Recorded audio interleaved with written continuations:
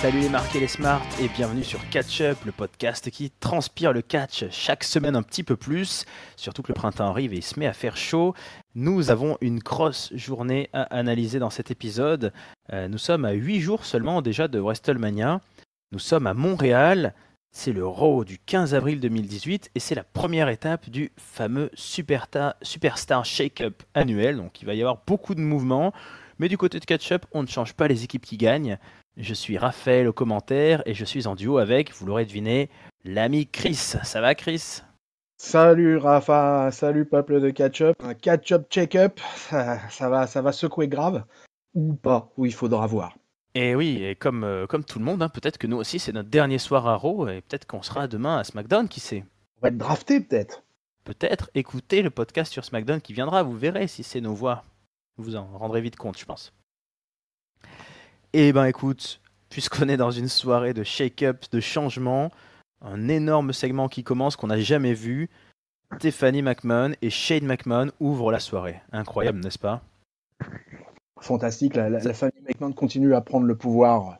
Voilà, c'est vraiment un fresh start comme on nous avait promis il y a quelques mois. C'était Stephanie qui est arrivée en premier, elle annonce Shane. Shane, lui, continue à réclamer une annonce très démonstrative de la part de l'annonceur, donc Best in the World.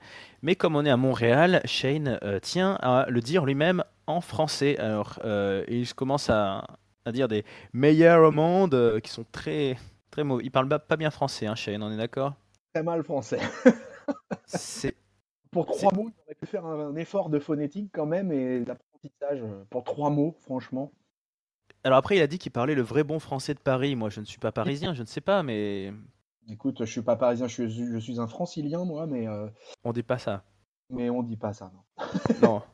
Pas avec cet accent-là. Enfin, je crois qu'aucune région de France ne s'est sentie concernée par ce qu'a dit Shane McMahon à Raw. Ouais, je crois même que le public de Montréal n'a pas compris au début qu'il essayait de parler en français, en fait. Oui, tout simplement, oui. Je crois que le public est resté d'ailleurs assez stoïque pendant ce truc-là en se disant voilà. Ouais. Donc, meilleur au monde, bref.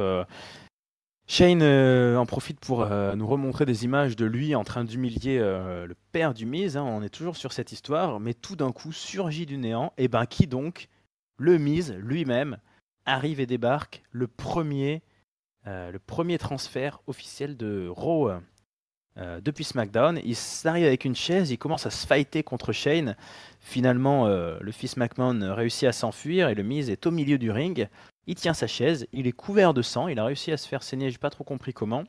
Et le public est à fond derrière lui. Donc Miz est à Raw, il est populaire, ça marche. Une première bonne pioche, content de cette arrivée de ce segment, Chris ? Le segment lui-même, pas tellement. Je t'avoue que Shane McMahon, j'ai plus trop envie de le voir. Ah ben oui. Et je pensais pas qu'il allait à nouveau s'investir dans une feud physique. Je pensais que ça y est, c'était fini l'histoire Miz-Shane, qu'on allait passer à autre chose. Alors je suis content que le Miz, par contre, vienne à Raw. Mm-hmm. C'est une bonne chose, l'un des meilleurs heels qui est passé face, mais qui reste bon pour l'instant. Mais il faut lui donner un autre programme au Miz. Absolument, absolument, absolument. J'espère, si tu veux, que ça va s'arrêter assez vite, cette histoire avec Shane McMahon. Sinon, oui. Pour le coup, voilà une première bonne recrue dans ce check-up. Et l'arrivée du Miz, je vois ça avec plaisir pour Raw. Ouais, alors moi, par rapport à ce que tu viens de dire, je peux me tromper, mais je pense vraiment qu'ils ont choisi cet angle-là pour avoir la vraie pop du Miz en arrivant à Raw, mais que dès la semaine prochaine, je pense pas que cette feud continue, mais peut-être, on verra. Après tout, Shane, il est plutôt SmackDown, mais c'est vrai qu'il peut être Interbrand. Je suis pas sûr d'avoir envie, comme toi, que ça se poursuive encore longtemps, cette histoire. Ouais. Mais je suis curieux de voir comment on peut booker le Miz, continuer de le faire face sans Shane, ça va être intéressant à suivre. Ouais, l'évolution du Miz va être intéressante à Raw. Ça va être un bon indicateur.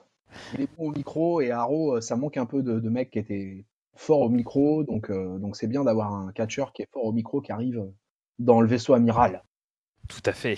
Et d'ailleurs, on ne perd pas de temps, on nous annonce direct notre main event, alors on ressort un peu les vieilles recettes, puisqu'on aura un tag team à 6, on aura Baron Corbin, McIntyre et Bobby Lashley ensemble, donc le côté des heels, contre Roman Reigns et Seth Rollins, mais avec un partenaire pour le moment qui est mystère, on n'en saura pas plus. Mais on continue sur cette histoire de tag team. Alors ce coup-ci, le premier match de la soirée, ils sont même 8, ils sont beaucoup. Côté gentil, on retrouve les champions, les nouveaux champions d'Euro, Zack Ryder et Kurt Hawkins, avec Ricochet et Aleister Black. Est-ce qu'ils sont fixés vraiment à Raw ou est-ce qu'on les verra le lendemain à SmackDown? Non, pas trop encore, mais en tout cas, ils affrontent. C'est normalement. Pardon, c'est fait normalement? Ils ont été annoncés comme membres d'Euro. Hein. D'accord, très bien. Écoute, J'ai pas. en tout cas, pour moi, il n'y a pas de doute. Hein. Ils ont été annoncés membres d'Euro tous les deux. Ok, bon, ben, t'as sûrement raison. Alors, j'ai peut-être juste raté l'info. Donc voilà, Ricochet. J'ai la liste de l'intégration à Raw, là. Ah, très officiel. You just made the list. Et il y a donc bien Aleister Black et Ricochet qui apparaissent dans le roster de Raw. Et ils sont pas les seuls à l'issue de ce match, puisque en face, ils affrontent donc Revival et deux garçons que le public de Raw ne connaît pas, puisqu'ils arrivent tout droit de NXT. Ce sont même les champions par équipe de NXT, les War Riders. Sauf que non, et non, et non. Ce soir, ils n'ont pas la ceinture de champion d'NXT, donc c'est même pas mentionné de mémoire. Et ils s'appellent les Viking Experience. Voilà. Donc on a tout changé chez ces deux mecs. Ils ont même changé leur prénom. Alors, je vais pas trop noter. Il s'appelait Hansen et puis maintenant il s'appelle Eric ou je sais pas quoi. Ouais. Là, il s'appelle Ivar et Eric. Ivor et Eric. Voilà. Mais petit don, t'es très complémentaire. Merci, Chris. Et du coup, bon, alors pour passer rapidement sur le match, justement, c'est cette équipe nordique qui fait sensation, qui va permettre la victoire. Ils vont tous les deux réussir à porter le tombé sur Zack Ryder, donc le champion actuel, et apparaît pas vraiment en très grande forme. Et du coup, les Revival se retrouvent vainqueurs aussi par Ricochet, c'est le cas de le dire, de ce match. Alors déjà là, comme tu l'as dit, on confirme Ricochet et Black ensemble en équipe à Raw. On a cette montée des champions actuels de NXT avec une sorte de repackaging. On oublie un peu leur nom, on oublie leur ceinture. C'est pas un peu bizarre tout ça? Ouais, écoute, franchement, là, je t'avoue que voilà le premier moment où je me suis dit, ah, mais là, je comprends pas. Alors, si tu veux, c'était assez étrange. Il y avait ce changement de nom, enfin, il y a tout ce que tu as dit, le changement de nom, la non-existence de la ceinture NXT Tag Team. Est-ce qu'ils sont mis complètement, est-ce qu'ils intègrent, alors ils font partie de la liste, hein, de la fameuse liste, mais c'est vachement surprenant. Ils sont toujours champions NXT, donc comment ça va être géré cette affaire? Je suis curieux. Je suis un peu surpris du repackaging du nom et carrément des noms des catcheurs et carrément du nom de leur team. Le The Viking Experience, bon, ok, mais les War Raiders, ça marchait bien auprès du public. Il y avait ce cri du public, le War, qui était, ouais. qui y a eu là, mais c'était pas pareil, c'était un peu étrange. Après le combat en lui-même, le catch pur, c'était plutôt pas mal. Moi, j'ai trouvé ce petit match de tag team. Si on se plaint souvent de la tag team division, mais pour le coup, c'était plutôt pas mal en fait, les War Raiders ont pas changé leur set pour autant. Hein. Ils nous ont fait du War Raiders dans le ring. Et moi, je trouve qu'ils en voient tous les deux. Hein. Ouais. Donc, face à un Ricochet, Black, tout ça qui était en déficit, Ryder, Hawkins qui est en déficit de powerhouse là, par rapport à ces deux-là. Hein. Plus le contrôleur des Revival, ça a donné un match pas très long, mais relativement fun. Ouais, c'était sympa, effectivement. Alors pour ceux donc qui connaissaient pas les Viking Experience, mais c'est vrai que moi je trouve le nom vraiment pas très joli dans le sens où, comme tu l'as dit, on sait pas trop comment scander un nom ou autre. Le War Rider, ça marchait pas mal. N'hésitez pas à aller voir donc leur dernier match à Takeover contre Ricochet et Black justement. Alors, ils avaient aussi fait une grosse performance dans le dernier Wargames justement de cet hiver. Donc c'est ces deux gars qui envoient surtout celui qui s'appelait Hansen. Alors du coup je sais plus si c'est Ivar ou Eric là, mais le gros barbu ils sont pas mal. Hein. Ils sont pas mal, hein, mais moi j'aime bien. Hein. J'avoue que moi je suis plutôt client des War Raiders quoi. Voilà, donc si on nous dessine quelque part une sorte de scène tag team de Raw, là bon on imagine que Ryder et Hawkins ça va être peut-être temporaire, mais ça a de la gueule déjà rien qu'avec ces trois. Bon, Ricochet Black, on sait qu'on aimerait les voir plus loin, mais pour quelques mois, pourquoi pas, quoi. On est sur des bases déjà meilleures que la saison passée, quoi. Ben oui. Donc, On est dans la saison 36, hein, WrestleMania saison 36, donc du coup, et bah, au deuxième round qui suit derrière, au moins là, on a eu un match tag team un peu digne de ce nom dans le show rouge. Oui, tu fais bien de le dire. Je crois que j'ai oublié de le préciser, puisque c'était dans l'entrée, hein, c'est Stéphanie qui a dit ça, qui nous a dit que on était en train de se lancer dans la saison pour WrestleMania 36. Donc voilà, ça y est, maintenant la WWE assume que la seule chose qui compte, c'est WrestleMania et qu'on prépare déjà l'année prochaine, une année qui se passera donc à Tampa Bay, le prochain WrestleMania, avec une sorte de clip très Pirates des Caraïbes, hein, Bon, Pirates des Caraïbes, ouais. complètement. Ouais. Et en honneur aussi aux Tampa Bay Buccaneers. Il Ah, y a un gros clin d'œil à l'équipe de NFL aussi. d'accord, ça je ne savais pas, vois-tu. Donc Eh, voilà, tout ce logo WrestleMania 36 est lancé. Donc du coup, la saison est lancée et on nous envoie un check-up dès le mois d'avril. Ouais, au moins comme ça, on est vraiment dans la thématique nouvelle saison, quoi, c'est sûr. Voilà. C'est pas mal. À ce sujet, on nous annonce un nouvel arrivant à Monday Night Raw qui vient de 205, c'est Cedric Alexander. Donc ça y est, on officialise là aussi que 205 est un peu comme NXT ou SmackDown, hein, c'est une division à part entière qu'on peut changer de show. Bon, est-ce que ça va marcher aussi bien que Ali pour Alexander, d'après toi? Bah écoute, Alexander, c'est un babyface, classiquement, quoi. Donc il est bon dans le ring. Moi, franchement, je le trouve très bon dans le ring. Je l'ai vu en live à Paris et j'avais été bien embarqué par ce gars-là en live. Et du coup, je lui donne pas mal de crédit depuis. Tu sais, des fois, c'est un peu con. On va en live event et puis on prend d'affection un mec parce que finalement, on l'a vu en vrai et qu'on s'est rendu compte que ah ouais, il envoie. Donc c'est vrai qu'Alexander, il envoie dans le ring. Après, il Mm. a pas une grande personnalité, quoi.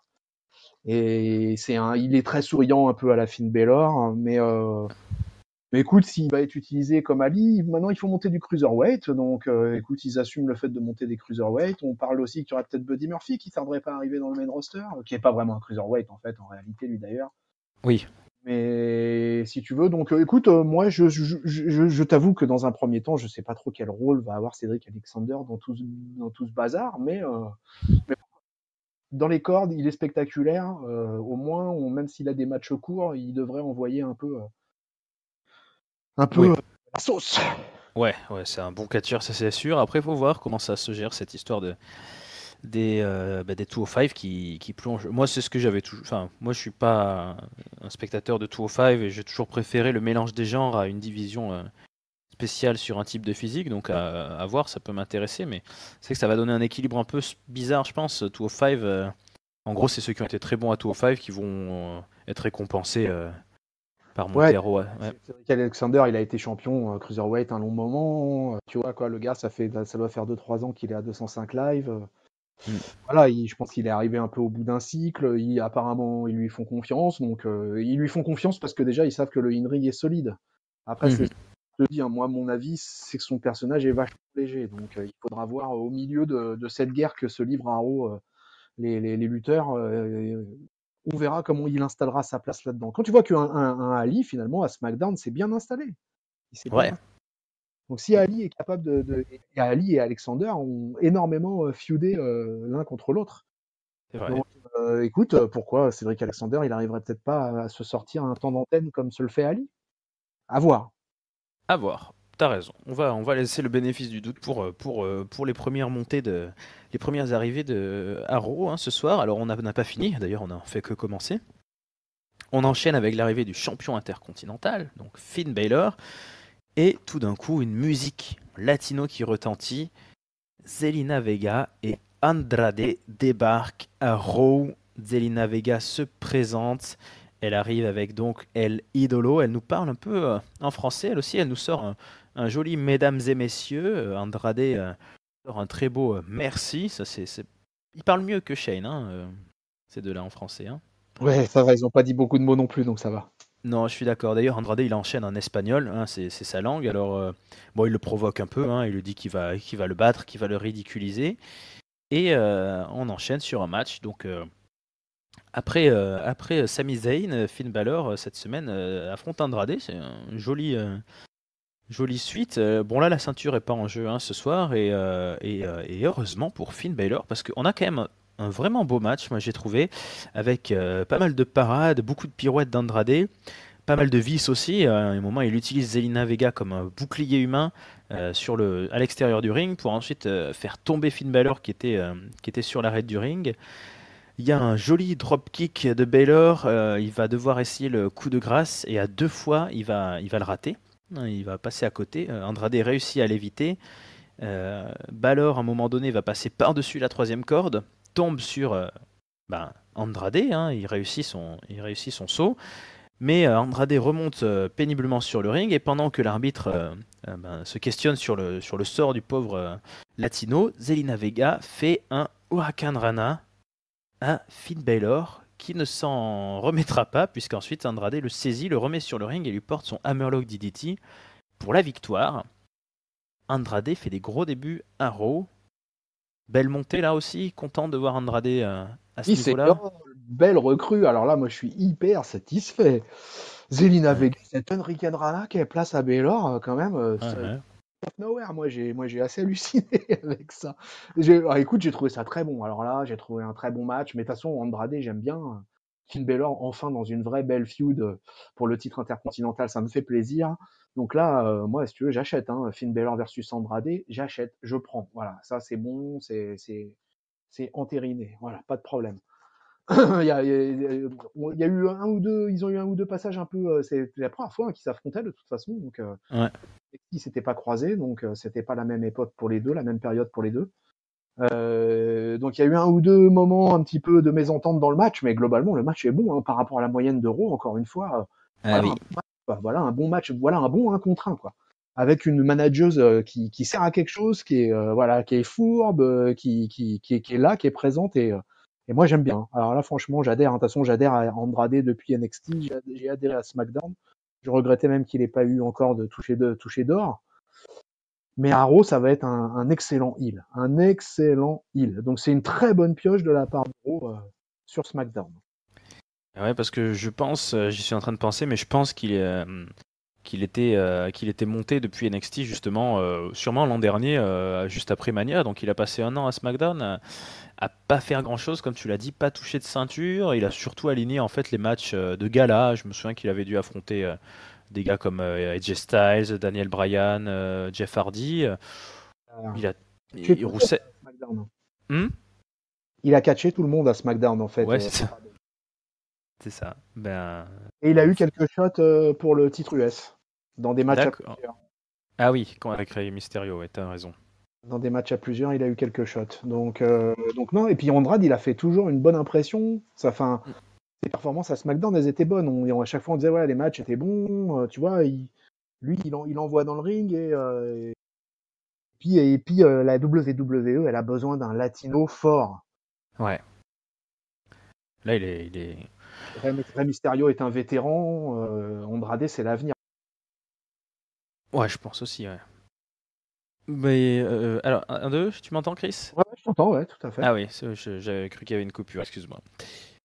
On passe à la suite. Donc, alors ce coup-ci, au milieu du ring, nous avons Elias. Elias qui commence à nous jouer quelques notes d'une triste marche funèbre, une musique que nous connaissons bien puisque c'est la musique d'entrée aussi du légendaire Undertaker.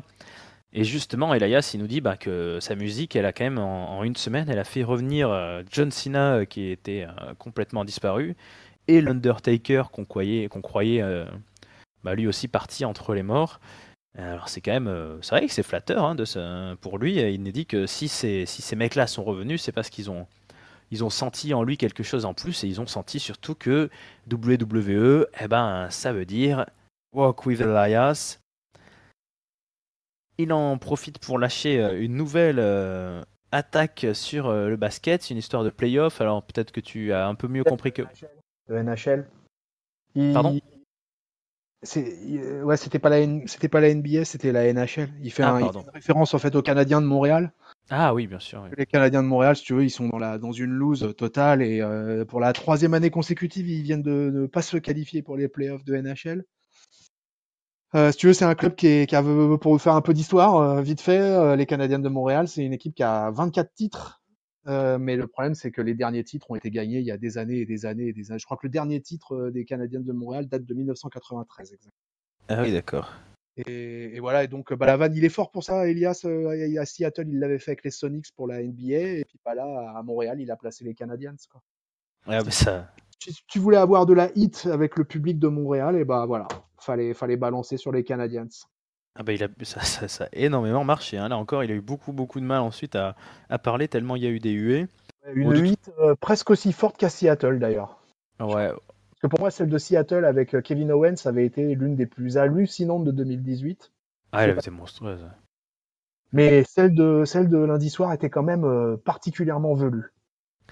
Ouais, elle a juste duré un petit peu moins longtemps puisqu'on a vite enchaîné. Il y a quelqu'un qui est encore venu interrompre Elias. C'était Rey Mysterio dont on venait de parler. Rey Mysterio arrive à toute vitesse. Bon, il s'attaque à Elias. Malheureusement, il botche assez sévèrement Yes.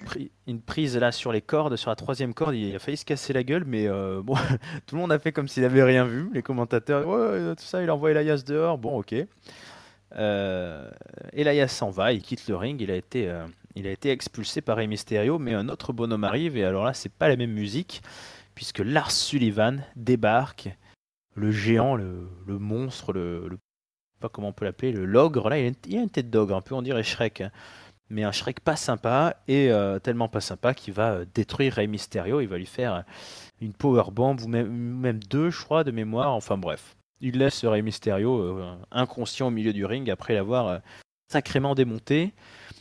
A priori, donc lui aussi fait partie de la liste. Lars Sullivan à Raw, c'est confirmé.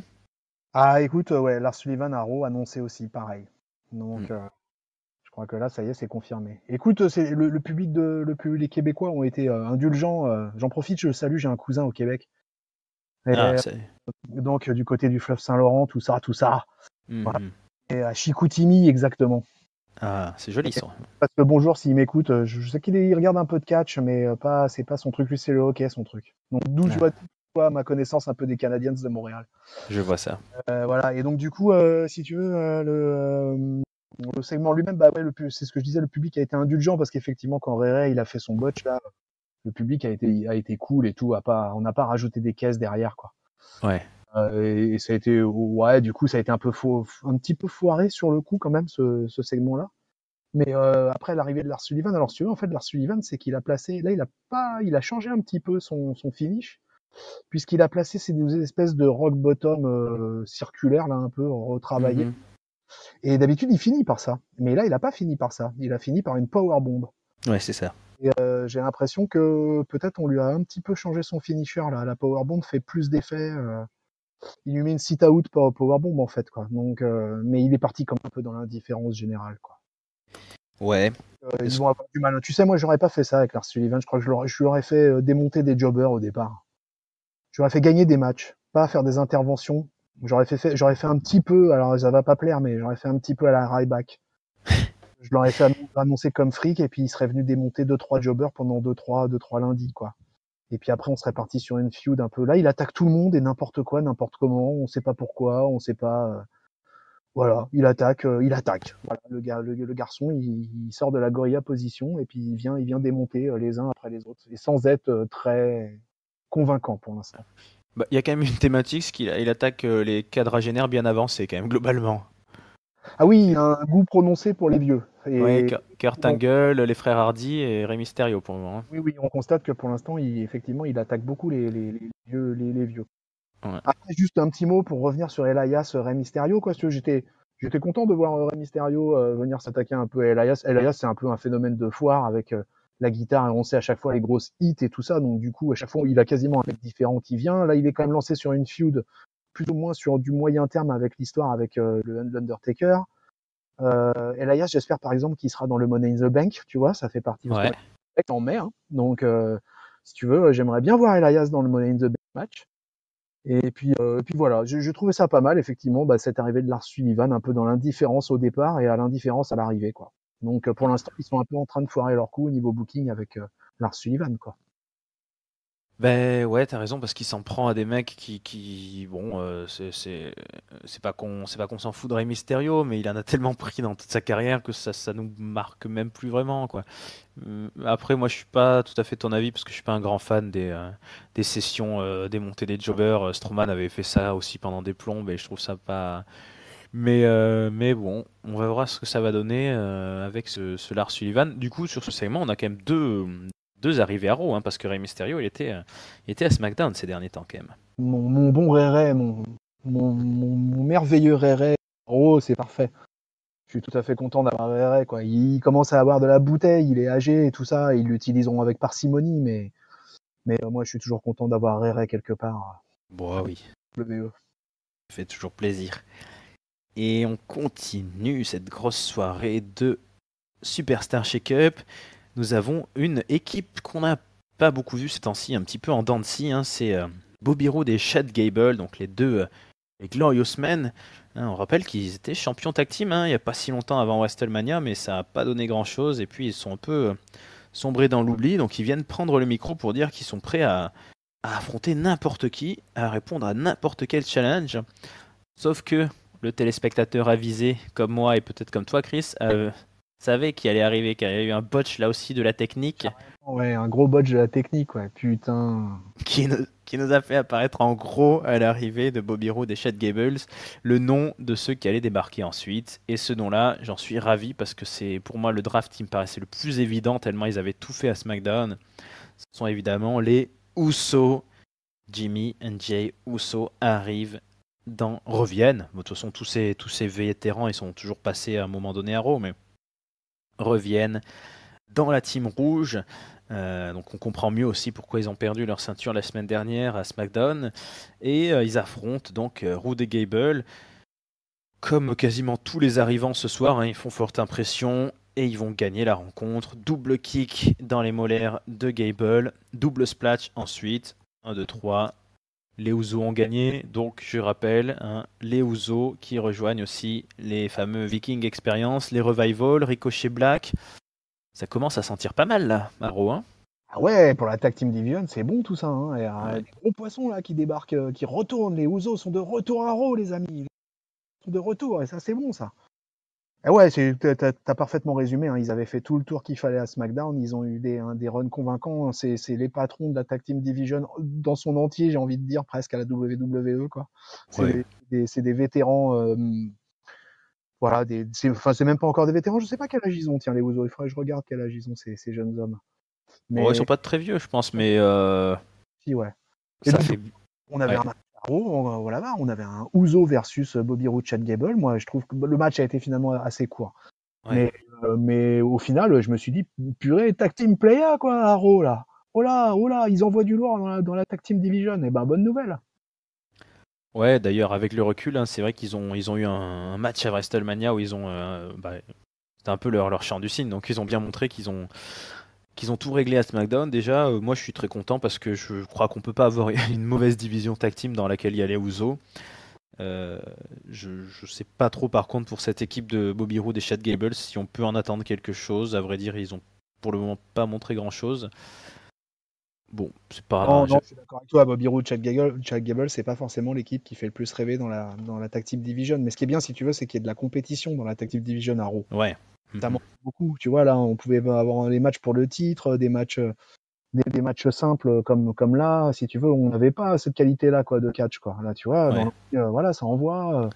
Gable et Roode, ils ont eu un match assez court contre les Usos, et les Usos, ils étaient là pour envoyer du spectacle, là, tu vois, avec le double splash et tout ça, il fallait envoyer la totale, quoi.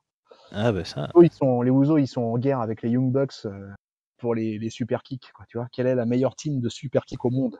Est-ce que c'est les Usos ou est-ce que c'est les Young Bucks? Ah bah moi je connais pas assez je côtoie pas assez j'avoue les Young Bucks, la scène indépendante, mais bon là c'est bien, j'ai hâte de voir des interactions avec de Revival notamment et puis avec les deux Vikings, même s'ils ont un nom pour le moment que je trouve pas terrible, ça promet quoi. Et qu'est-ce qui ah oui, on enchaîne sur quelque chose de vraiment une spécialité de Montréal puisque nous avons un Moment of Bliss avec Alexa Bliss, toujours aussi élégante. Et son invité du soir, c'est le petit enfant de la maison, c'est le petit prodige. C'est Sami Zayn qui est là. Le chouchou de Montréal. Le chouchou de Montréal. Et alors, ouais, grosse pop pour Sami Zayn, la foule qui chante sa musique. Lui, il danse, il est dans un état d'excitation, il chante, il danse, il se couche sur le canapé. Bref, sa musique d'entrée va tourner 3 fois tellement c'est la folie. Évidemment, tout ça a été beaucoup trop gros pour être vrai, hein, surtout par rapport à ce qu'avait dit Zayn la semaine dernière au micro. Et ben, rebelote, hein, en moins de temps qu'il en faut pour le dire, il s'attire d'énormes huées alors qu'il venait d'être porté au nu. Il nous dit que il adore Montréal, mais qu'en même temps, les gens de Montréal, ils sont nuls, détestables, qui servent à rien. Que lui, la meilleure chose qu'il ait fait de sa vie, c'est de partir vivre en Floride, au soleil, de se casser avant de devenir comme tous ces gens-là. Et il part, voilà, et il préfère s'en aller en disant See you in hell. Donc, allez, rendez-vous en enfer, tous. Ciao les nazes. C'est court, c'est bruyant, émotionnellement intense en tout cas. Alors ce Sami Zayn heel qui trash talk la foule, je sais qu'on n'est pas tous d'accord dans l'équipe de Catch-Up si on aime ou on n'aime pas. Qu'est-ce que t'en penses toi, Chris? Alors moi j'ai trouvé ça marrant, toute l'entrée, tout ce que t'as dit sur l'entrée, etc. C'était assez génial, quoi. Toute la pop et tout, c'était un truc de fou, quoi. Tout le olé olé, etc. Enfin bref, on a eu un délire total avec les trois musiques et tout. Moi j'ai trouvé ça plutôt sympa. Alors le problème c'est que il est Zayn, et du coup le public encore une fois, et je trouve, a été assez indulgent et a marché dans la combine. Tu vois, le public a été marrant, les on s'en calisse, Ouais. tout ça, c'était excellent, quoi. Et en plus, on voyait bien qu'Alexa Bliss, elle comprenait rien du tout à ce que racontaient les Québécois. Donc j'ai trouvé l'angle finalement plutôt marrant, et Zayn, il gère plutôt bien l'affaire. C'est pas facile, il est à la maison et il doit faire sa promo heel et Ouais. embarquer la foule avec lui. Au final, il embarque la foule avec lui, finalement. Moi, j'ai envie de dire, mission accomplished, tu vois, mais parce que mission accomplie, parce que les fans, voilà, c'était le chouchou, et je pense que les fans de Montréal voulaient pas lui défoncer son truc Hmm. et l'ont laissé dans sa gimmick de heel. C'est un truc dans les années 80-90 qui aurait pas été possible, ça. Ça, tu vois, la Art Foundation qui vient de rentrer au Hall of Fame, jamais à Montréal ou ou à Calgary ou à Toronto, etc. Elle aurait pu avoir cet appui-là. Là, Zayn, il est tout seul, on est au 21e siècle, les choses ont changé, et j'ai trouvé que le public avait été, voilà, indulgent avec lui, et que du coup, ça avait fait marcher le segment, quoi. Pour moi, c'est bien passé. Ouais, moi je suis plutôt d'accord avec toi. Je fais partie de ceux qui sont assez fans là, de ce Sami Zayn. Alors, ok, c'est Hank qui trouve que c'est notre ami Hank qui trouve que c'est très du revu. C'est vrai que le heel qui a pour croisade de dire que les fans sont nuls, c'est Ah, évidemment du. sur le discours, là, je peux être relativement d'accord avec Hank, hein. C'est clair que sur le discours, ouais, c'est du déjà vu et du déjà vu.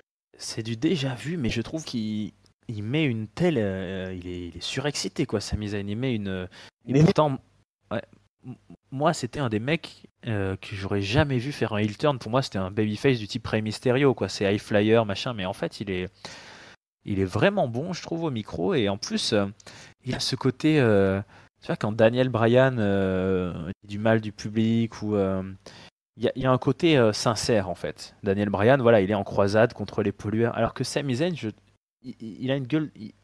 On dirait ce qu'on appelle maintenant un troll, c'est-à-dire qu'on dirait que c'est vraiment de la mauvaise foi complet, quoi. C'est-à-dire qu'on dirait qu'il sait lui-même qu'il ne croit pas ce qu'il dit, mais c'est juste pour énerver, c'est de la provoque. ouais, Et ouais. Mais il fait du troll, là, clairement, en ouais, étant ouais. à Montréal, il troll le public en faisant une entrée de dingue, top babyface. Et dans les 3 minutes qui suivent derrière, il se retrouve à faire une promo heel et à retourner le public pour se faire huer, quoi. Ouais. Et c'est quand même, c'est pas donné à tous les catcheurs, ça. Non, bah clairement. Alors c'est pas du tout. Pour le moment, on sait pas vers où on va avec Sami Zayn niveau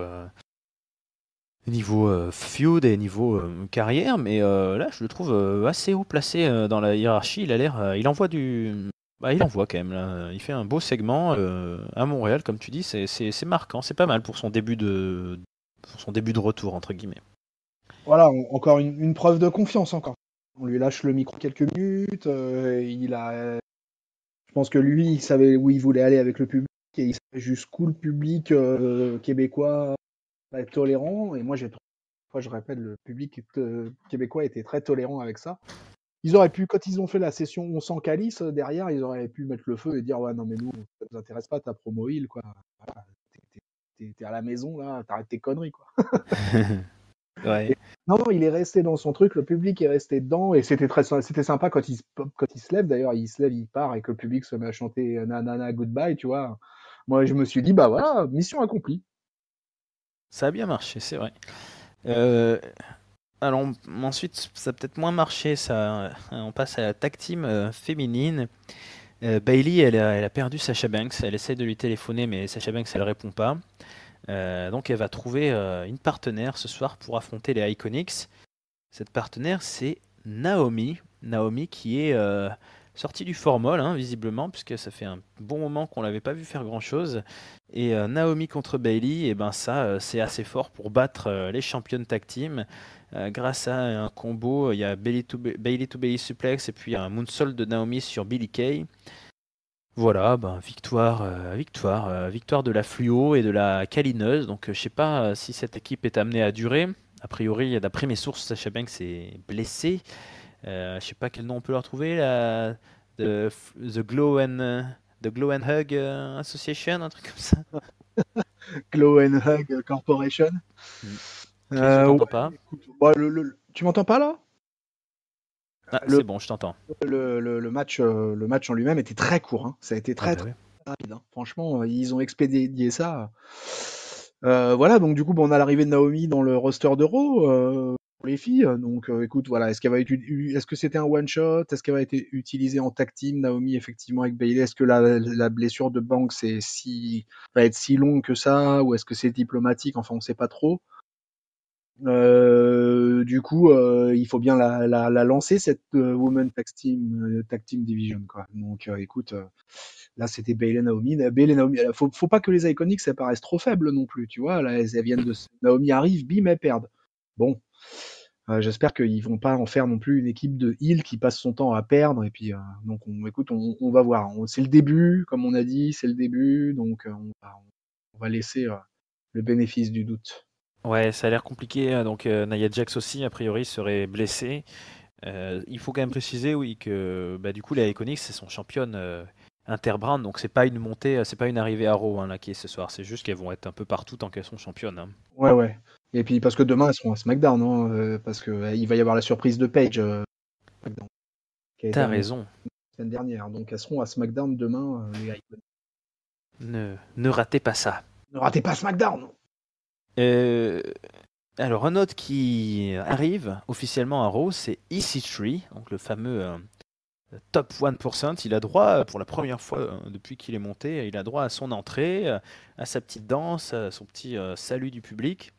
Il est quand même interrompu en plein milieu par une sorte de promo cryptique à base de dinosaures qui sort d'un paquet cadeau et qui se met à rire. On a déjà vu ça la semaine dernière, mais ça reste très perturbant. Qu'est-ce qui nous arrive là, Chris? Je ne sais pas. Tu me parles de EC3 là ou tu me parles de Non, je par- de la buse ou je sais pas quoi, de espèce de truc qui fait des rires et qui s'étouffe dans la fumée? oui, je parlais plutôt de ça, mais c'est vrai que on va parler plus vite alors d'EC3 parce que pour son tout premier match à Raw officiellement, ben en fait il n'y aura pas de match parce que son adversaire c'est Braun Strowman et que de suite la gueule de EC3 change. Hein, il est beaucoup moins content tout d'un coup d'être là. Braun Strowman le détruit. Bon, il n'y a pas de match, il y a même pas le match n'est même pas officiellement lancé, mais ben, à tel point que Braun Strowman va amener EC3 hors du ring et le détruire sur un truc, je sais même pas comment on peut décrire en fait. C'est pas la table des commentateurs, c'est à côté. C'est une espèce de Une plateforme quelconque, voilà, voilà. Posez une là. plate. Bref, ici tu es détruit, il ne bougera plus et puis voilà. Donc bah, ça commence fort. Bienvenue à Raw. Ici, on ne sait pas ce que sont devenus ici 1 et 2, mais peut-être qu'il va bientôt falloir penser à convoquer ici 4 là parce que ça mal parti. You're welcome, EC3. Ça a été un segment extrêmement rapide. Entrée de EC3, entrée de Braun. Braun démolit EC3. Merci, au revoir. Et après, on a direct Becky qui rentre sur le stage face à Braun, quoi. Donc le segment était là, j'ai presque eu l'impression que c'était là pour donner l'intronisation à la rouquine. Mais ça a servi Ouais. à rien. Ici, il devait être un peu dégoûté quand même, tu vois, quand il a dû voir le booking du soir dans le roadbook que doivent avoir les mecs, quoi, qu'il a vu, bon, EC3 squashé par Braun Strowman, pas de match, que dalle, et Ouais. tu prends un choc slam et tu fermes ta bouche. Voilà. Bon, Donc, on verra. bien, next. Ouais, pour toi, pas grand-chose à espérer pour ce jeune homme, Haro. Moi, en plus, je vais être très, très franc. J'ai jamais été un fan de lui, ni à la TNA, ni à NXT, ni nulle part. Donc, il aura du mal à me convaincre dans le main roster. Il vient, bon là, le pauvre quelque part. Hein, je pense toujours à ça. Les catcheurs, ils se prennent un carton, ils se prennent un squash quand ils commencent dans les main rosters, etc. C'est pas toujours évident non plus, quoi. Non. Mais si tu veux, bon, voilà, il fait partie des catcheurs qui vraiment m'intéressent vraiment pas beaucoup et c'est un Ouais. profil. C'est un profil qui me plaît pas des masses, ça, tu vois, ici, tu quoi. Donc, écoute, j'ai peu d'espoir pour lui dans le main roster quand Ouais, moi je suis comme toi, je pas de grands souvenirs de lui à NXT. Là, je crois qu'on nous envoie clairement le message, hein, bon, ça a beau être Strowman en face, et Strowman il peut démonter tout le monde, mais ouais, ça va être de la low-card, quoi. Ça va être ça risque d'être du Mojo Rawley. Il va falloir cravacher sérieux pour sortir de là. Malheureusement, donc on nous apprend une autre mauvaise nouvelle, en tout cas moi j'ai trouvé, c'est que parmi les autres arrivés à Raw, il y aura Eric Young. Eric Young tout seul, ça veut dire qu'a priori Sanity, même. Ouais, Sanity Sanity a, a été dégagé, malheureusement. ouais.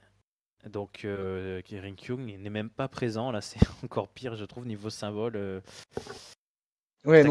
non seulement le clan est mis sur la touche, mais en plus, le mec est même pas présenté lors du Raw check-up. Mm. Ouais. Ouais, c'est vrai que ça, c'est pas. Enfin, ouais, ça m'a pas ravi non plus de pas voir Sanity. Parce que voir Sanity dans la tag team des jeunes de Raw, ça m'aurait bien plu. Ah bah oui, et puis même à la limite, bon, à la limite, Sanity, moi j'aimais beaucoup à NXT, mais à la limite on split, mais Eric Young, même s'il est pas tout jeune, peut avoir le potentiel, je pense, pour être un peu un bon mid-carder, quoi. Je sais pas, moi tu me dirais Eric Young, Finn Balor, je dirais pas non, par exemple, tu vois. Ouais, Donc ouais, ouais, ouais, pourquoi pas, mais Eric Young, il était intéressant dans ce rôle à Sanity, tout seul. ouais. Hmm. Pas trop ce qui compte en faire, quoi. Mais bon, écoute. Voilà, c'était pas. Ça, par contre, pour le coup, ça faisait pas partie des grandes nouvelles de ce check-up.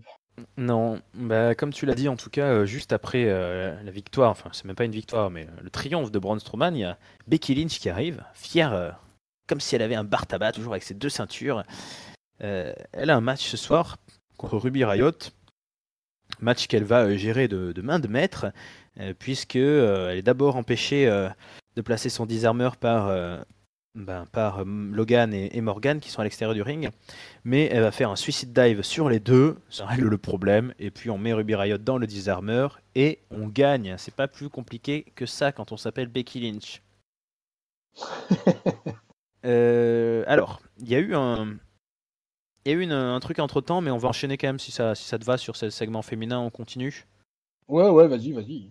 Donc Natalia aussi arrive, elle vient féliciter Becky Lynch pour toutes ses victoires de ces derniers jours, mais Natalia, elle veut le Championship de Raw. Donc elle vise pas le winner takes all, mais elle vise le championnat de Raw. Becky Lynch, elle lui dit qu'elle savait en gros que une fois qu'elle aurait tout gagné, ben toutes ces meufs un peu comme elle avant, qui sont un peu mal considérées, qui sont un peu underdog, elles allaient venir lui réclamer un fight. Donc bon, elles se connaissent toutes les deux, hein, elles s'admirent, elles s'apprécient. Ça se critique pas trop, au contraire, hein, ça reconnaît les qualités des uns et des autres. Et là, on a l'arrivée de Lacey Evans.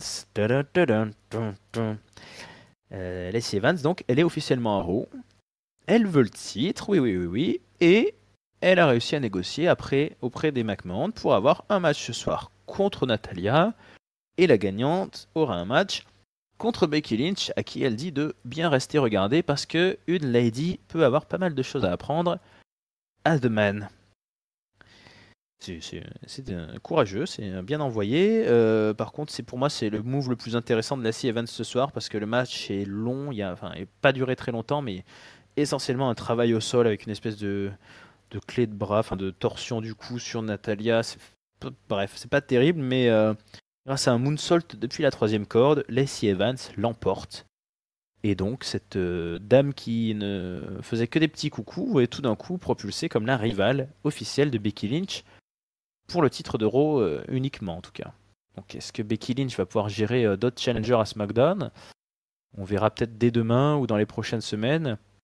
Qu'est-ce que tu as pensé de tout ce segment féminin assez long avec Becky Lynch triomphante, mais quand même prise en chasse? Ouais, bah oui, elle est chassée, c'est normal, hein, c'est la championne, il faut que ça chasse, hein, de toute façon, on veut des fighting champions. Il faut que ça chasse. Et Becky, elle a bien expliqué que de toute façon c'était Becky to Bell, c'est qu'elle défendrait le titre n'est pas unifié, donc Ouais. les deux ceintures se défendent, voilà, dans les shows différents. Donc Becky, elle va naviguer entre Raw et SmackDown pour l'instant, tant qu'elle est dans cette situation de détenir les deux titres. Donc écoute, c'est pas plus mal. Quand elle arrive, il y a toujours une bonne pop et tout ça. À la fin du combat contre Ruby Riott, c'était une pop moyenne, on va dire, quoi, parce que le match n'a pas été si mal, hein. Ruby, elle est pas si Ruby, la pauvre, elle rentre dans une indifférence aussi. Et c'est dommage parce que le Riot Squad, moi j'aimerais bien que ça perce un peu plus et que Ruby Riott, elle est pas mal à droite dans le ring, voilà, quoi. Donc le match passe plutôt bien avec Becky. Mm. Et après, comme tu le dis, bah voilà, on a le droit à l'arrivée avec Natalia, avec tout le segment avec Natalia et Lacey Evans, quoi. Bah ça y est, Lacey Evans, enfin, en tout cas, elle est dans le ring. Enfin, elle fait quelque chose, tu vois, parce que là, il commençait à y Ouais. avoir vraiment marre. Là, ça faisait des semaines et des semaines qu'on avait cette entrée permanente.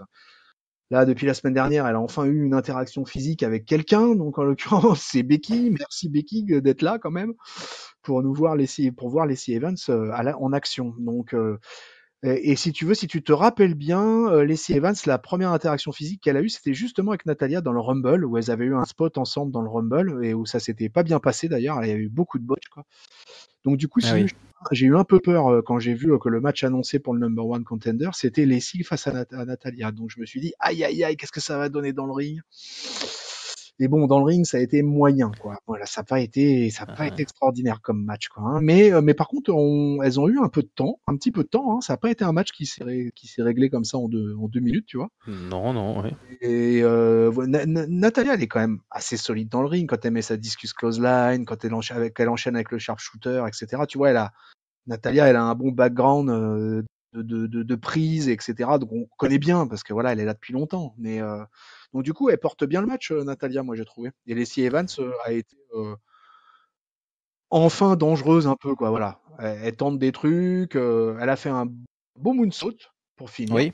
Mm. Quand même, le moonsault, il est à souligner. Donc finalement, l'impression, elle est ouais, c'est moyen, c'est pas top, mais c'est moyen. Il y a quand même des choses. Si tu veux, là, il y a eu une amélioration. Il se passe quelque chose au niveau du personnage de Lacey Evans. Elle est number one contender. Elle va affronter Becky. Bon, voilà. Ça se pose. Il se passe un peu quelque chose avec elle, enfin. Ouais, c'est vrai que ça fait bizarre quand même. Moi, je trouve que ça arrive, ça arrive très très vite pour elle d'être number one contender. Effectivement, en fait, ouais, il y a une drôle d'impression, c'est que Becky, elle est prise en chasse. Quand même, voilà, il y a Natalia, mais c'est voilà, on dirait que c'est vraiment la low card qui a augmenté d'un cran parce que je spoil un peu d'avance, hein, mais on ne verra pas du tout Ronda Rousey ce soir. On ne sait pas toujours pas post-Mania ce qu'elle va donner. Pas de Alors, on est Charlotte, pas, blessé. ouais, Rosie pas est blessée. pas de Charlotte non plus, donc vraiment, bah ouais, ça fait bizarre quand on a vu ces meufs se mettre sur la gueule pendant plusieurs mois pour être au top de la pyramide. Là, on a l'impression que le top de la pyramide, il est assez vite atteint quand même. Une petite marche pour les Evans, mais bon, ça, c'est fresh start. On a des nouvelles têtes, donc à voir ce que ça donne. Bon, pour moi, j'ai pas trop d'inquiétude pour le trophée de Becky Lynch. Je suis pas sûr que ce soit les Evans la future championne, pardon, mais on Non, verra mais bien. peut-être que pour des raisons de booking, peut-être qu'elle peut être dans le viseur pour décrocher une des ceintures et pour que Becky ne soit que à SmackDown, par exemple, si tu veux, quoi. Que le titre à Raw reste à Raw et puis Hmm. que Becky soit envoyée définitivement sur SmackDown. Je sais pas encore comment ils vont envisager ça. Je pense que pour moi, les C Events, c'est une feud de transition, si tu veux. Ouais, on Mais verra. parce Ouais. il y a le Money in the Bank qui arrive en mai. Après, elles vont avoir un creux avec l'Arabie Saoudite puisqu'elles ne catchent pas en Arabie Eh Saoudite. oui. Ce qui est quand même un, voilà, qu'on veut, quoi, mais c'est voilà, malheureusement les filles ne catchent pas en Arabie Saoudite, n'ont pas cette chance-là. Elles Hmm. touchent pas le gros chèque, les filles. Mais Mais voilà, Lacey Evans, pour moi, c'est une feud de transition. oui, je pense aussi. J'allais dire un truc, mais j'ai oublié du coup. Oui, je voulais dire, oui, tu sais, une bonne chose. Le prochain pay-per-view, c'est Money in the Bank. Donc, la fille qui remporte le Money in the Bank et qui cache sur Becky Lynch, est-ce qu'elle choisit son titre? Ah Grosse ouais, question. bonne question. Bonne question. Dans les commentaires, n'hésitez pas. Donnez-nous Ouais. la réponse qui nous illuminera. Qu'est-ce que vous en pensez? Est-ce que il va cacher sur Becky Lynch? On verra bien. Bon, alors, donc il y avait des segments aussi en coulisses, hein, je passe assez vite. C'est Charlie Caruso qui va aller interviewer les protagonistes pardon, du main event. Donc d'abord, elle va voir Drew McIntyre, Baron Corbin et Bobby Lashley qui disent en gros que ils vont battre Rollins et Reigns, quel que soit leur partenaire, qu'ils ont déjà détruit Ambrose la semaine passée, donc c'est bon. Et un peu plus tard, on verra Charlie avec Rollins et Reigns. Elle essaye de savoir qui est le partenaire mystère. Et évidemment, il lâche pas le morceau. Ils sont copains comme jamais, Seth Rollins. Ça fait plaisir à voir. Au moins, lui, il dit qu'il est content. La vie est belle. Je suis champion. J'ai mon copain Roman Reigns. Il est en bonne santé. Tout ça, je suis heureux. Et puis, bah, vous verrez bien qui est le troisième. Mais ça va envoyer du lourd. À ce moment-là, hein, difficile de savoir qui sera ce partenaire mystère. On va garder encore un petit peu le suspense, hein. Ouais, c'était un segment classique de backstage avec des faces vraiment au top de l'amour de la vie et Ouais, c'est plaisir. c'était la lune de miel. Ça fait plaisir parce que c'est vrai que dans le catch, on n'a jamais l'impression que les mecs arrivent à s'arrêter et à savourer, puisque t'es tout le temps, même champion, hein, t'es tout le temps à nouveau dans le feu de l'action, mais là c'était sympa, c'était souriant. Tant mieux parce qu'il y a eu un nouveau segment qui est pas du tout souriant, lui, alors voilà, on retrouve une obscurité, un clip un peu comme le tyrannosaure qui sortait de la boîte, là c'est une maison de poupée, il fait noir, il y a des jeux par terre, il y a une espèce de lapin en peluche qui fait du cheval à bascule tout seul. Et tout d'un coup, dans le noir total, sur un rocking chair, surgit une poupée de porcelaine, un peu qui ressemble un peu à la poupée de Saw ou ce genre de film d'horreur, et qui se met à rire aux éclats, un rire effrayant. Mon Dieu. Là, je te repose la question, ouais, Chris, qu'est-ce qui est en train de nous arriver? Mais je sais pas, est-ce qu'on est en train de nous repackager Bray Wyatt en Master of Puppets? Vois-tu? Parce que moi, pour moi, c'est Bray Wyatt, hein. Quelqu'un a encore des doutes, hein, là-dessus. Oh bah oui, je pense qu'on a reconnu le rire Et excusez-nous de spoiler, hein, si jamais quelqu'un, mais très franchement, je n'arrive pas à voir autrement que Bray Wyatt, hein. non. Donc, Master of Puppets, Bray Wyatt. Écoute, j'ai l'impression qu'on est en train de nous lancer là-dessus. Ouais. À suivre ou pas. Eh ben, moi, je vais poser la question directe. Combien on parie qu'il intervient dans le Money in the Bank masculin? Tiens. Pourquoi pas? Pourquoi Pour... pas? C'est dans un mois. C'est Ouais. tout à fait envisageable. On va avoir encore 3-4 rows avec des vignettes, etc. Et puis effectivement, il peut intervenir dans un pay-per-view. Moi, je le sens bien comme ça. Mais c'est marrant parce que je me suis fait la réflexion que la musique de Lars Sullivan avait un peu aussi cette ambiance et ça aurait presque pu faire pour ce monstre-là une association intéressante d'être avec Bray Wyatt limite. Ouais, tu Sullivan avec Bray Wyatt? Et qu'est-ce qu'on fait de notre bon Luke Harper aussi? Ah ben, Ah, bonne question. il va aller à SmackDown, Luke Harper? En tout cas, on l'a pas vu de la soirée là aussi. La soirée, hein. Moi, je m'attendais en fait à le voir, si tu veux, dans ce row. Et du coup, bah, en fait, j'ai été surpris. Voilà, pas de Luke Harper. Je pensais qu'on allait avoir son retour, parce que je pensais pas qu'ils allaient le remettre avec Rowan à SmackDown. Et du coup, je me suis dit, bah, il va aller à Raw. Et puis, bah non, on ne l'a pas vu. Il On l'a était. pas vu. Et on le verra plus puisqu'on arrive directement au main event, hein. Ce Monday Night Raw touche à sa fin. Main event à 6, donc Drew McIntyre, toujours là. Baron Corbin, aussi, hein, qui se fait annoncer comme le vainqueur de Kurt Angle et l'enfant chéri, le favori de Montréal. Enfin, en gros, ça change à chaque stade. Bobby Lashley, accompagné évidemment de l'inévitable Lio Rush. Roman Reigns, Seth Rollins, et qui est donc le partenaire? Eh bien, c'est ni plus ni moins que l'homme qui a construit la maison SmackDown. AJ Styles est là à Raw. Il est rasé de près, il a un peu changé de look. mais c'est lui, AJ Styles et ta Monday Night Raw. Alors déjà, Chris, tu étais comment? Première réaction? À l'arrivée des Jay Styles, Ouais. oh, bah écoute, plutôt bien, Jay Styles, hein. C'est un... il fait partie des meubles, hein. Ouais. Écoute, c'est son retour à Raw, tout ça. Il revient pareil, en babyface, avec un duo qui est quand même dans la hype depuis des années et des années, en l'occurrence Rollins et Reigns, quoi. Donc, on se retrouve avec un AJ Styles dans le roster de Raw. Ça a plutôt de la gueule, hein. Moi, jusqu'à présent, hein, dans ce check-up, là, on est dans le main event. Et si tu veux, tous les gens qui sont arrivés, à part, on va dire, bon, Naomi, ça fait pas forcément rêver ou des choses comme ça, Lars Sullivan. Mais après, on a eu quelques bonnes pioches, AJ Styles. Si tu veux, je préfère avoir un Raw, je préfère avoir AJ Styles que Randy Orton, par exemple. On fera, je te propose, on fera un petit bilan tout à l'heure, juste après, justement, de ces montées, de ces arrivées à Raw.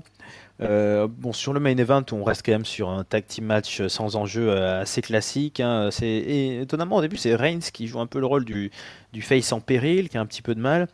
Drew McIntyre apparaît toujours, je trouve, très très fort physiquement. Malheureusement, à un moment donné, il a une obsession, Drew McIntyre, c'est Roman Reigns, hein. Il s'en remet pas d'avoir perdu à WrestleMania, donc il perd un petit peu de sa concentration. Et à l'extérieur, hein, il va prendre un kick de Seth Rollins dans la mâchoire, puis un Superman Punch. Pendant ce temps, Baron Corbin va prendre un Suicide Dive de Seth Rollins. Et ben, on se retrouve un peu comme à l'époque du Shield, hein, puisque Bobby Lashley, qui tente pendant ce temps-là un pin, un tombé sur AJ Styles, va encaisser un curb stomp alors qu'il tente le tomber. Ça, c'était assez bien vu, hein.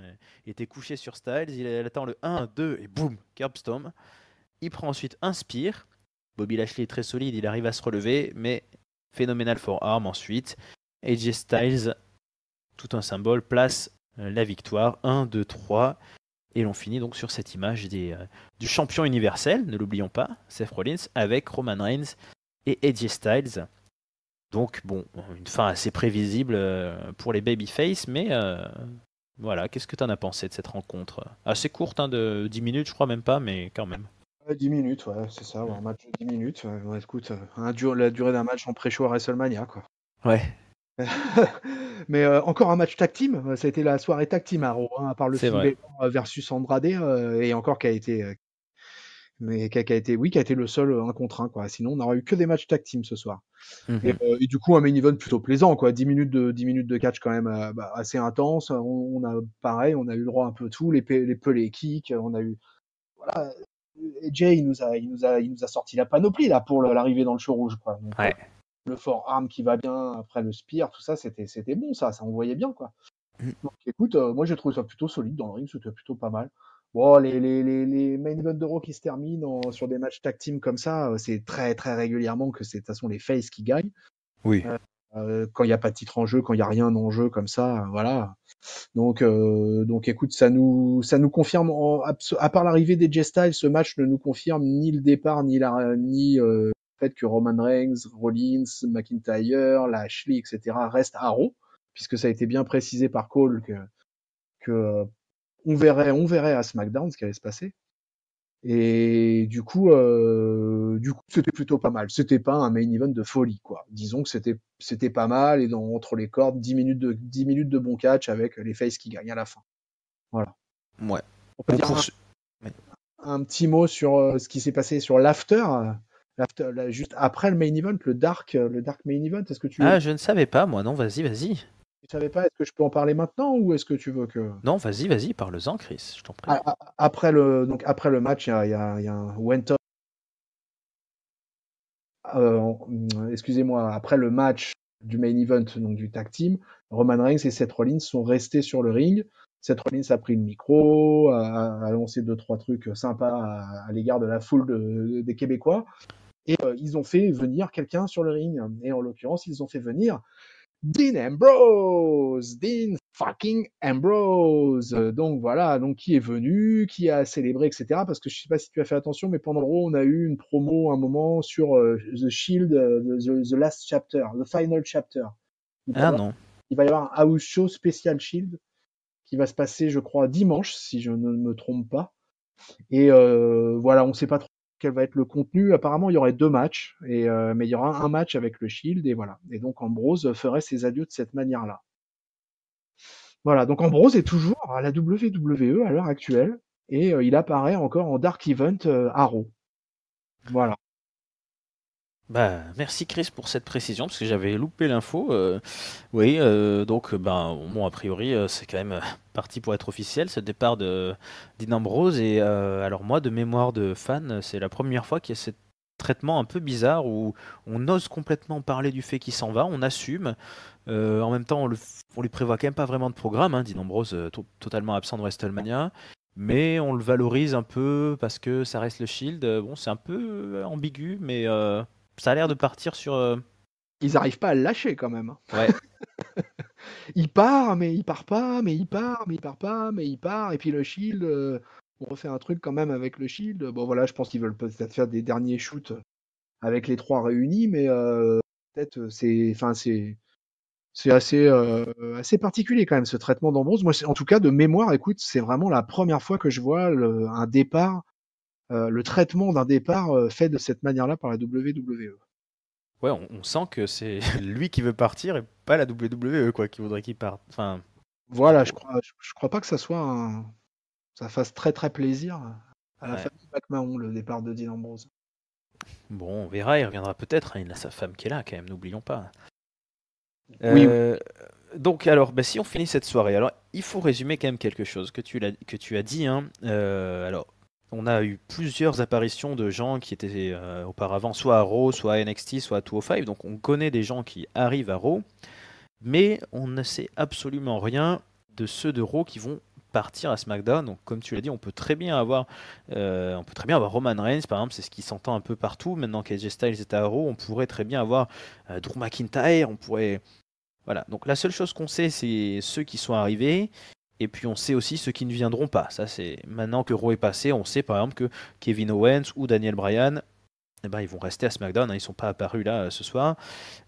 Pour résumer, donc parmi les grosses arrivées à Raw, je vais faire la liste, tu vas me dire si j'ai bon. On a eu le Miz qui est là à Raw maintenant. On a les fameux Viking Experience, donc les anciens War Riders a priori. Aleister Black et Ricochet, EC3, Lacey Evans, donc ça c'est les trois membres du call-up NXT enfin c'est les membres du call-up NXT de cet hiver qui sont confirmés. Ça nous laisse deviner que a priori Nikki Cross et les Heavy Machinery vont être plutôt à SmackDown. Cedric Alexander, Andrade et Zelina, Rey Mysterio, Lars Sullivan, qui était aussi un call-up, les Usos, Naomi, Eric Young tout seul, malheureusement, et AJ Styles. Bon, alors ça te paraît un bon casting là pour une nouvelle saison de Raw? Et Et écoute, j'ai question subsidiaire, qui on envoie à SmackDown du coup, d'après toi? Je te laisse répondre à tout ça. ouais, c'est plutôt des bonnes pioches là, hein, ce draft-là. Moi, je trouve que c'est ce check-up. Mm. Et c'est plutôt pas mal, hein. On a pas mal, hein, du Miz, du Styles, du Andrade, du Rere. C'est un vétéran, mais il y a toujours besoin de vétérans dans les weekly. C'est bien. Les Usos, on n'en parle même pas, quoi. À quel niveau ils sont dans la Tag Team Division, quoi. Donc, quelle bonne nouvelle pour Raw d'avoir les Usos, pour la Tag Team Division, en tout cas. Mhm. Bon, Eric Young, tu l'as dit, ça c'est la déception. Naomi, bon, pas d'un intérêt fou. Aleister Black, Ricochet, ça c'est des confirmations quelque part. Donc bon, ces deux-là, on va voir combien de temps ils vont rester ensemble, mais en tout cas, ça reste une bonne pioche définitive. Lars Sullivan, voilà, à voir. Lacey Evans, à voir. Les Viking Experience, alors là, bon, moi, il va falloir qu'ils m'expliquent un peu comment ils vont faire le booking entre NXT et le main roster. Ça, c'est un truc. Et puis Cédric Alexander, bah écoute, j'ai donné mon avis au début de notre Mhm. donc, sur Cédric Alexander, donc je vous renvoie à ce passage-là. Mais c'est plutôt une bonne pioche. Et alors maintenant, pour répondre à ta deuxième question sur l'arrivée des gars de Raw vers SmackDown, et ben là, j'en suis fort mari, hein, parce que il y a pas mal de possibilités. Mm. Braun Strowman est quand même venu à SmackDown la semaine dernière se cartoucher avec Samoa Joe. Ouais. Mr. McMahon, il annonce que à SmackDown, avec l'arrivée de SmackDown sur la Fox, qu'il va y avoir du gros nom qui va débarquer à SmackDown, etc. Brock Lesnar à SmackDown. Non, je vous rassure, les amoureux du show bleu, non, non, je vous souhaite pas qu'on vous envoie Brock Lesnar, parce que sinon vous allez plus revoir le titre. Mm. Donc non, bah écoute, Roman Reigns à SmackDown, ça serait la première fois. Tu sais qu'il a jamais été drafté à SmackDown, Roman Reigns. Pourquoi pas Roman C'est Reigns c'est vrai, ça. pour éviter une confrontation peut-être un peu trop brutale entre lui et Rollins. Ça paraît le nom le plus évident. Alors j'entends beaucoup dire qu'il faut un top face parce que AJ Styles est parti, mais enfin bon, faut quand même rappeler qu'AJ Styles, ça fait bon, oui, ok, il était champion du monde encore en novembre, mais c'est quand même devenu presque c'est un intermittent presque à SmackDown depuis ces derniers mois. D'ailleurs, c'est pour ça que je suis bien content qu'il aille à Raw parce que je pense qu'il va peut-être quitter ce côté un peu, ce côté papa, daddy ronronnant là qu'il avait un peu à SmackDown. Il sort de sa zone de confort comme on dit. Et ça va lui faire du bien. Mais moi, je vois bien Roman Reigns. C'est vrai que tu as parlé de Strowman parce que j'étais en train de me dire Strowman et Lars Sullivan dans la même. Ça va forcément se friter, mais peut-être que Strowman peut partir effectivement. Bon, qui c'est qu'on par exemple chez les tag teams, qui c'est qui pourrait aller à SmackDown? Je crois que Rhino c'était fini puisque Rhino, son contrat se termine. Ouais. Qu'est-ce qui reste dans la tag team division à l'heure actuelle? Est-ce que les Revival, il y a les Author of Pain aussi, mais les Author of Pain, est-ce qu'on Ah va oui, quand et comment? Mais je pense qu'ils vont rester à Raw, les Author of Pain. Ils sont comme il y a un blessé, ça m'étonnerait qu'il y ait un move. t'as Ça va être raison. la tag team division, c'est peut-être les Revival, pourquoi pas? Pourquoi pas les Revival? Les Peut- Revival à SmackDown. Ouais, ou alors bah, Rude et Gable hein, qu'on a vu. Mais de toute façon, il y aura a priori forcément les Heavy Machinery, donc ça fait au moins un nom officiel, mais ça reste une petite scène. Moi, je suis assez étonné que on garde, en tout cas pour le moment, Sheamus et Cesaro visiblement ensemble. On verra ce qui se passe à SmackDown, hein. Ouais, peut-être que, écoute, ou peut-être effectivement, oui, ouais, à la rigueur, il y a une équipe qui split du côté de SmackDown, voilà, il va y avoir un peu de place qui va se faire, je sais pas. Écoute, là, Parce je qu'on. t'avoue que sur la tag team division masculine, là, j'ai pas de. Hmm. À part les Revival, en fait, moi, je vois pas trop. Ouais, Rude et Gable, pourquoi pas aussi. Ouais. B-Team, la B-Team, je crois pas que ça a un intérêt particulier. Puis, ils ont besoin d'une équipe de jobbers, donc ils peuvent faire l'affaire. Non, c'est sûr. Parce que tu vois, on envisage ça sur une saison, alors t'imagines un peu le truc, quoi. Ouais, Donc ouais. c'est pour ça, après, sur le côté féminin, c'est pareil, hein, féminin. Hmm. Chez les filles, qui va rejoindre SmackDown? Bah, Nikki Cross, du coup, a priori, mais. Cross, ouais, Nikki Cross. Est-ce qu'on peut envisager, remarque après ce qui s'est passé, de Natalia peut aller à SmackDown ou. Ouais, qui c'est qui Ouais, reste? bah oui, il y a Natalia, effectivement. Natalia, elle peut faire des. Natalia, elle a tellement d'allers-retours, et effectivement, elle pourra aller aussi, quoi. Natalia, c'est sûr que ça peut aussi passer. Peut-être, après, je sais pas, Nia Jax est blessée, donc du coup, qu'est-ce qu'ils vont faire avec Tamina? Est-ce que, bon, en même temps, Tamina, moins ils nous la mettent dans le ring, donc ça, c'est pas plus mal. Ouais, Écoute, non, mais tu vois, ce qui est bien, c'est qu'on soit dans cette expectative-là, quoi, tu vois, pour le coup. tout On à est, fait. pose des questions, c'est pas plus mal. Quelque part, c'est qu'ils ont réussi leur coup. Ça va être, on va pouvoir regarder SmackDown en se disant, ah, qu'est-ce qui va se passer? Est-ce que, voilà. Bon, je dirais que si je devais mettre un petit pièce, ça serait peut-être tenter le coup Roman Reigns. Ça serait une révolution, Roman Reigns à SmackDown, hein. Je pense, je suis quasiment certain que ça n'est jamais arrivé. Oui, bah, enfin, moi de mémoire, je suis d'accord avec toi, je confirme, hein. Moi, je pense que ça peut être courageux déjà pour relancer, s'il faut que SmackDown ait aussi du gros powerhouse. Et puis, ben, mine de rien, on est quand même un peu sur un retour, un mec convalescent, un gars qui a quand même une carrière, voilà, un peu sur le fil du rasoir avec la foule. Donc, SmackDown, ça peut être une bonne place. Et puis, bah, si ça nous donne un Roman Reigns, Daniel Bryan, moi, je veux bien, hein, par exemple, ce genre de choses. Ah ouais, ouais, non, mais ça peut annoncer des belles affiches.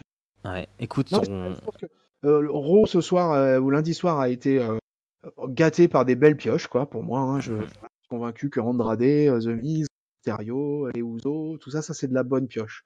Allez, Ouais. les confirmations avec Black, Ricochet, tout ça. Mais je pense que dans l'autre sens aussi, SmackDown va pas être perdant dans l'affaire. Puis si tu veux, je pense qu'il y a quand même, là c'est un point de vue business, mais la WWE, quand même ce contrat avec la Fox là, et Ouais. il est certainement pas question pour eux que SmackDown soit dévalué, quoi, tu vois. Non, et on peut limite, tiens, j'ai pas pensé, mais il y aura même des montées de NXT qui vont peut-être aussi à SmackDown nous faire de la bonne surprise, hein. Tu peux parler de Buddy Murphy, ça pourrait être belle Oui, Buddy acquisition. Murphy, oui, ça pourrait être aussi ouais, dans le roster de SmackDown, je pense que ça aurait relativement de la gueule, quoi. Ouais. Donc, non, je pense qu'ils ont ouvert ils ont des pistes sur pas mal de choses différentes, mais que c'est plutôt intéressant. Si tu veux, moi, pour le coup, ça m'intéresse ce check-up là. Et allez, on va faire un dernier pronostic. Qui pourrait être la tag team de Page, d'après toi? Ah là là là là. Ah bon, écoute, je vais donner le truc le plus bas pour l'instant, ça serait Kairi Sane et Kairi Yoshirai? Shirai. Allez, Ouais, ça serait les japonaises. ouais, j'ai pensé à Mais ça. que y a pas. Est-ce qu'elle va pas nous sortir un truc de derrière les fagots? Je pense à des catcheuses britanniques, peut-être avec Rhea Ripley, peut-être avec, tu vois, il y avait un truc, des combinaisons comme ça, peut-être, mais bon. Ah oui.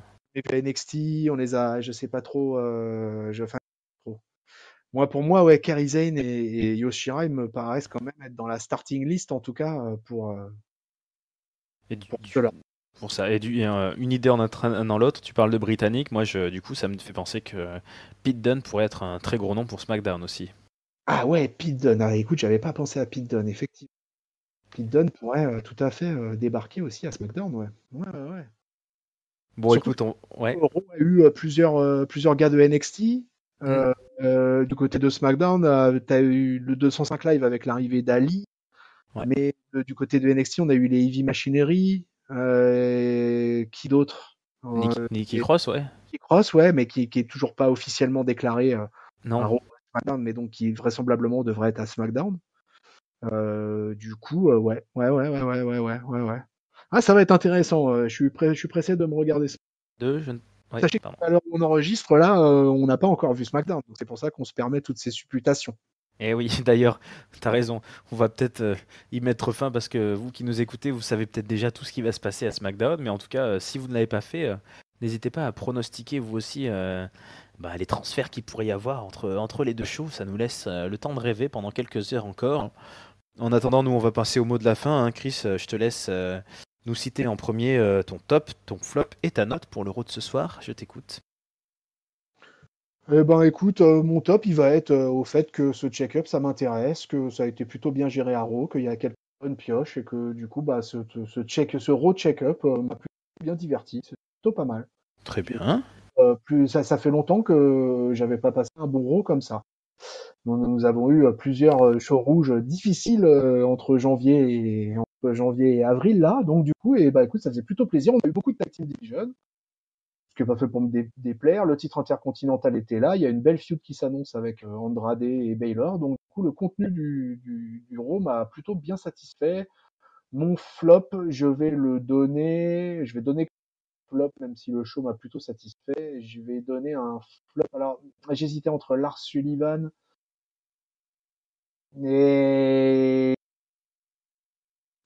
allez, Sullivan. Parce que c'est pas intéressant comment c'est géré, parce que le gars, pour l'instant, c'est pas ça, c'est pas ça, c'est pas ça, c'est pas ça, et pour l'instant, ça arrive pas à accrocher. Donc le flop, je le donne à Lars Sullivan. On en reparlera dans quelques lundis. Je lui donne le bénéfice du doute, et même pas du doute, en fait, je lui donne le bénéfice de l'attente. Le catch, ça se construise pas en deux trois lundis, donc je comprends bien que pour un mec qui débarque dans le main roster comme ça, c'est pas évident. J'essaie toujours d'avoir un peu d'indulgence pour les catcheurs qui arrivent, quoi. Même quand je les apprécie pas plus que ça au départ. Donc écoute, voilà, mais je lui mets mon flop C'est tout à fait logique, effectivement. parce qu'il est pas, parce qu'il y est pas, quoi. Il y est pas. Pour l'instant, ça y est pas. Voilà. Et ma note, eh ben, écoute, je vais mettre un 3,5. Eh ben, on se rejoint parfaitement au niveau de la note, puisque 3,5, c'est ce que j'avais noté aussi. Il n'y a pas eu beaucoup de moments ennuyeux en fait dans ce Raw. Il n'y a pas eu de moments où on s'est tenu la tête en se disant mais c'est n'importe quoi. Bon, c'est un check-up. On a eu pas mal de. Ils savent bien faire ces moments où le public pop, hein, quand il y a un mec qui arrive, un nouveau, le Miz, Andrade, tout ça. Donc c'était plutôt pas mal. Mon top, je le mets à Andrade contre Baylor. C'était vraiment le match de la soirée. C'est le seul vrai match en solo de la soirée, mais c'était très bon et ça me donne vraiment envie d'en voir plus. Au niveau du flop, ben, je pourrais en parler longtemps, mais ça va être l'annonce que Eric Young arrive tout seul, drafté discret comme ça, en dernier de liste, un peu comme un Heath Slater. Alors là aussi, comme toi, bénéfice du doute, peut-être qu'il va faire quelque chose, peut-être que de l'autre côté à SmackDown, ça va permettre de révéler Killian Dale et je sais plus le nom du l'autre, mais bref. Et Ah, Wolf. oui, voilà, Wolf. J'ai pensé à Fish, mais non, Fish c'est un Undisputed Era, donc Wolf et Fish, hein, ça se ressemblait un peu. Bref, ouais, Eric Young, un peu déçu quand même. Moi, je me souviens de l'époque NXT où ces gars-là me plaisaient beaucoup. Je me souviens quand la WWE a mis sur YouTube leur musique d'entrée, les commentaires, il y avait plein de gars qui disaient ouais, Imaginez quand ça sera à WrestleMania, là, les hélicoptères, le bruit, tout ça. Enfin, bon, écoute, est-ce que Sanity est morte? Ça a l'air bien parti. Moi, je voulais voir ces gars-là contre le Shield, je voulais voir ces gars-là contre les Wyatt, ça me semblait... Bon, tant pis, encore un rendez-vous raté, mais bon, globalement, bon show, donc on va passer à autre chose et on verra ce que donnera SmackDown. Voilà. Bon, bah écoute Chris, ça a été un plaisir d'être à nouveau avec toi pour ce Monday Night Raw, hein. On commence à être l'équipe efficace du mardi. On va laisser nos copains faire du bon boulot pour SmackDown. Et merci à toi. Et puis ça fait plaisir de reviewer un show un peu car c'est un peu c'est sympa. Alors, C'est sympa d'avoir des surprises, d'avoir un peu voilà, on connaît bien tout le roster, etc. Mais donc du coup, bah, ce mouvement entre Raw et SmackDown, ça met ça met du piment dans cette saison. mais ouais, on verra bien. C'est le moment où on peut avoir tous les espoirs et puis après, dans 2 mois, ils seront ruinés, mais c'est pas grave. Oui, c'est pas grave, c'est l'éternel recommencement. C'est ça. Bon, écoutez, pour vous autres, n'hésitez pas à nous donner votre avis sur ce shake-up, sur ce Raw de la nouvelle saison. N'hésitez pas à nous dire si vous avez déjà pris vos billets pour WrestleMania 36. Bon, c'est pas possible encore, mais si vous pensez y aller. Vous pouvez nous suivre comme d'hab sur Spotify, sur PodCloud, sur iTunes, sur YouTube. Je crois qu'on a été vraiment pas mal écoutés pour nos analyses de WrestleMania, donc ça fait plaisir de voir que vous êtes au rendez-vous. N'hésitez pas à interagir avec nous. On a aussi Facebook, Twitter et Instagram pour les plus jeunes. On n'a pas encore de Snapchat, mais on va s'y mettre. Je pense pas en vrai, mais c'est pas grave. Et puis voilà, je vous dis merci à toutes et à tous de votre attention. Puis à bientôt. Bonne semaine pleine de catch. Ciao. Salut à tous, salut les auditeurs, salut peuple de catch-up, salut Rafa, et puis à bientôt pour Monday Night Raw.